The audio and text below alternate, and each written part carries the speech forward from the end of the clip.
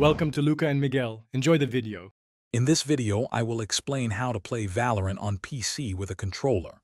First, understand that Valorant does not offer native controller support, so you'll need to use third-party software. These applications allow you to map your controller's buttons and sticks to keyboard and mouse commands.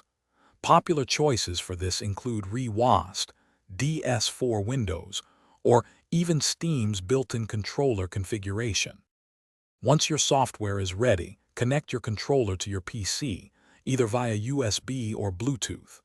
Next, launch your chosen remapping application and create a new profile specifically for Valorant.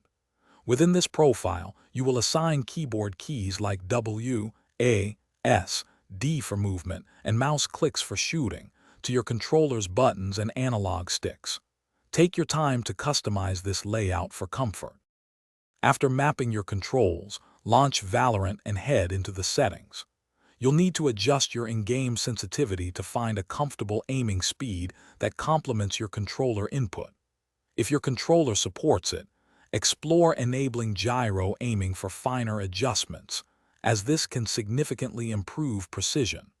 Remember to spend ample time in the practice range to get accustomed to your new control scheme. Playing Valorant with a controller presents a unique challenge, so expect a learning curve. Consistency comes with practice, so dedicate time to honing your skills. Don't hesitate to experiment with various button layouts to find what feels most natural and efficient for you. For peak performance during long gaming sessions, staying hydrated is key. Check the description for a link to the Owala water bottle and other great deals. Thanks for watching and please subscribe. It's the best investment you'll ever make.